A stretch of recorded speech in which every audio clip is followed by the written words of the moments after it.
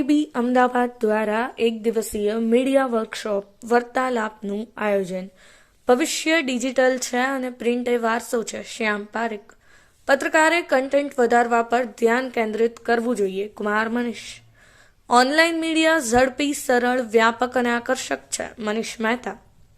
આજરોજ પાટણ જિલ્લાના circuit house ખાતે એક દિવસીય ગ્રામ્ય મીડિયા વર્કશોપ વાર્તાલાપનું આયોજન કરવામાં આવ્યું, જેમાં કાર્યક્રમની શરૂઆત પ્રેસ ઇન્ફોર્મેશન બ્યુરો PIBના additional director general Shri Prakash Magdum દ્વારા દીપ પ્રાગટ્ય સાથે કરવામાં આવી હતી.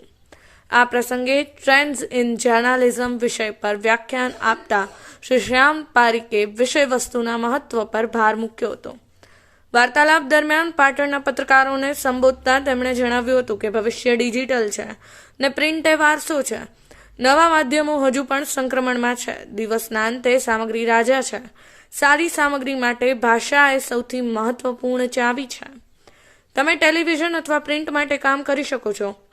દિવસના અંતે સારી ભાષાની જરૂર છે. કોઈ પણ વસ્તુ સારી ભાષાનું સ્થાન ન લઈ શકે. પત્રકાર કહે છે કે આપણે ઘણી બધી કુશળતાઓ જાણીએ છીએ, પરંતુ સારી ભાષાને કંઈ પણ બદલી શકતા નથી. વ્યક્તિએ દરરોજ શબ્દકોશમાંથી ઓછામાં ઓછા 2 નવા શબ્દો વાંચવા જોઈએ. તેમણે ઉમેર્યું હતું કે ભારત કન્ટેન્ટનો આયાતકાર દેશ છે. અમે ગ્લોબલ કન્ટેન્ટ નથી બનાવી રહ્યા. પાટણમાં પત્રકાર સારી સામગ્રી બનાવી શકે છે, જેનો ઉપયોગ વિદેશમાં થઈ શકે છે. કન્ટેન્ટનું માર્કેટ ઘણું મોટું છે. વિડીયો પોસ્ટ કરવી એ એક વસ્તુ છે, પરંતુ ઘણા પ્લેટફોર્મ છે જ્યાં તમે પોસ્ટ કરી શકો છો ને પૈસા પણ કમાઈ શકો છો. એકમાત્ર માપદંડ ગુણવત્તા છે. તેમણે ઉમેર્યું હતું કે જ્યારે આપણે ભારત વિશે કહીએ છીએ ત્યારે 74% ભારતીયો કન્ટેન્ટનો વપરાશ કરે છે. અસલી સંખ્યા અલગ છે. અહીં ભારતમાં એક ઉપભોક્તા બહુવિધ ભાષાઓમાં માહિતીનો વપરાશ કરે છે. તેથી એક ઉપભોક્તા સરેરાશ 3 ભાષાઓમાં સામગ્રીનો વપરાશ કરી રહ્યો છે. વધુમાં શ્રી પારીકે કહ્યું હતું કે ગ્રામીણ અને શહેરી વચ્ચેનું વિભાજન ખૂબ જ ઝડપથી અદૃશ્ય થઈ રહ્યું છે. પત્રકારે ગ્રામીણ અથવા શહેરી વિશે વિચારવું જોઈએ નહીં. તેઓએ પ્રેક્ષકો વિશે વિચારવું જોઈએ. અમીરથી લઈને ગરીબ સુધી દરેક જણ કન્ટેન્ટ એક્સેસ કરી રહ્યું છે. પાટણના પત્રકારે વિચારવું જોઈએ કે તેઓ પાટણથી સામગ્રી ઉત્પન્ન કરી રહ્યા છે, પરંતુ સામગ્રી દરેક માટે છે. તેનું કારણ વૈશ્વિક પહોંચ છે. આ પ્રસંગે શ્રી મનીષ મહેતાએ mobile journalism and digital media વિષય પર વાત કરતા જણાવ્યું હતું કે અમારા ન્યૂઝ રૂમમાં એક નિયમ એ છે કે દરેક સમાચારોને ક્રોસ ચેક કરવામાં આવે છે. ફેક ન્યૂઝના સમયમાં સમાચારોને ક્રોસ ચેક કરવા ખૂબ જરૂરી છે. એક નિયમ એ છે કે વિશ્વસનીયતા સાથે ચેડા ન કરવા જોઈએ. ભલે તમને 1 મિનિટ અથવા 1 દિવસ મોડું થઈ રહ્યું હોય. વિશ્વસનીયતા સર્વોચ્ચ છે. કટોકટી વિશ્વસનીયતા સાથે સમાધાન છે. સોશિયલ મીડિયા અને ડિજિટલ મીડિયા વચ્ચે તફાવત છે. સોશિયલ મીડિયા પર લોકો ચેક કર્યા વગર માહિતી ફોરવર્ડ કરે છે. તેમણે પાટણ જિલ્લાના પત્રકારોને પાવરપોઈન્ટ પ્રેઝન્ટેશન પણ બતાવ્યું હતું. લોકોએ લોકો સાથે જોડાવા માટે ડિજિટલ મીડિયા પર આવવું જોઈએ. અગાઉ ટીવી સૌથી મહત્વનું માધ્યમ હતું. હવે ટીવી અને અખબારો બંને ટેલિવિઝન તરફ વળ્યા છે. તેનું કારણ ફોન એક્સેસિબલ છે. ઓનલાઈન મીડિયા ઝડપી, વ્યાપક અને સરળ અને આકર્ષક છે. ફોન આકર્ષક છે. ભારતીય ડિજિટલ મીડિયાનું કદ 729 મિલિયન છે. ગ્રામીણ ડિજિટલ મીડિયાનું બજાર મોટું છે. 48% વાંચકો માને છે કે સત્ય ચાવીરૂપ છે. જનરલ ઝેડ સ્પોર્ટ્સ અને એજ્યુકેશનના સમાચારોનો વધુ વપરાશ કરે છે, એમ મનીષ મહેતાએ જણાવ્યું હતું. શ્રી કુમાર મનીષે સોશિયલ મીડિયા અને AI ટેકનોલોજી વિષય પર એક ઇન્ટરેક્ટિવ પ્રેઝન્ટેશન પણ દર્શાવ્યું હતું. તમારા કાર્યને સાધનોનો ઉપયોગ કરીને વધારી અને વિસ્તારી શકાય, જેથી તેની પહોંચ વધારી શકાય. એક અધ્યયન દર્શાવે છે કે 2%થી ઓછા લોકો સામગ્રી બનાવી રહ્યા છે, બાકીના તેમને શેર કરી રહ્યા છે. તેમ છતાં સામગ્રીનો મુખ્ય ઉત્પાદક મુખ્ય પ્રવાહના માધ્યમો છે. કોઈએ સોશિયલ મીડિયાની શક્તિનું અન્વેષણ કરવું જોઈએ, જ્યાં સ્થાનિક ભાષાની માંગ સતત વધી રહી છે. વ્યક્તિએ સાધનોનું અન્વેષણ કરવું જોઈએ.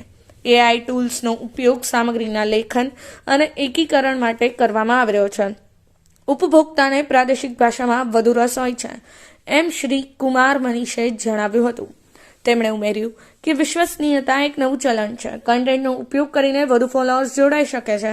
પત્રકારે સામગ્રીને વિસ્તૃત કરવા પર ધ્યાન કેન્દ્રિત કરવું જોઈએ. સામગ્રી 2 પ્રકારની હોય છે. એક બધા માટે સામાન્ય છે.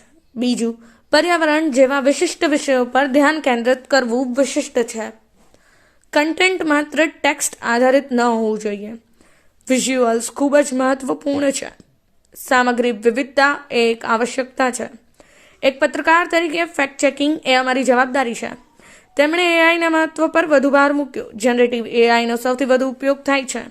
ટોચની સંસ્થાઓ એઆઈનો ઉપયોગ કરી રહી છે.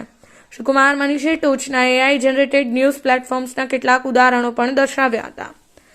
પીઆઈબી અમદાવાદના એડીજી શ્રી પ્રકાશ મગદુમે જણાવ્યું હતું કે અમે પ્રતિસાદ માટે તૈયાર છીએ અને વાર્તાલાપ વર્કશોપનો આ મુખ્ય હેતુ છે.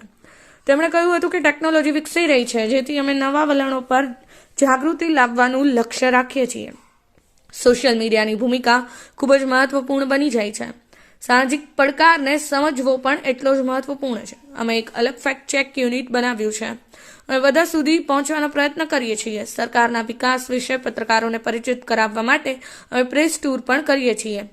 પીઆઈબી કેન્દ્ર સરકારની કલ્યાણકારી યોજના માટે પણ કામ કરે છે. આ બધા માટે કલ્યાણકારી ભંડોળ પણ ઊભું કરવામાં આવ્યું છે, એમ તેમણે કહ્યું હતું. પીઆઈબીની ભૂમિકા પર ભાર મૂકતા પીઆઈબીના ડેપ્યુટી ડાયરેક્ટર આરોહી પટેલે જણાવ્યું હતું કે એજન્સી માહિતી ફેલાવવાનું કામ કરે છે. પીઆઈબી સરકાર, લોકો અને મીડિયા વચ્ચે સેતુનું કામ કરે છે.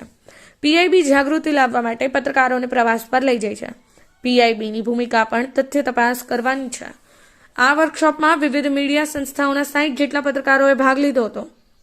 માહિતી અને પ્રસારણ મંત્રાલયની મીડિયા આઉટરીચ વ્યૂહરચનાના ભાગરૂપે આ વર્કશોપનું આયોજન કરવામાં આવ્યું હતું, જ્યાં સરકારી યોજનાઓ અને નીતિઓ વિશે અધિકૃત માહિતી સાથે પત્રકારોને સશક્ત બનાવીને જનતા અને સરકાર વચ્ચે સેતુનું કામ કરવાની કલ્પના કરવામાં આવી હતી. આ પ્રસંગે પીઆઈબીના additional director general Shri Prakash Magdum, Shri Shyam Pareek, director Bhavan's HBICM, Shri Kumar Manish, communication strategist Shri Manish Mehta, editor Divya Bhaskar digital, Shri Yogesh Pandya, deputy director PIB, અને Arohi Patel, deputy director PIB. Bureau report, Patan news 24, Patan.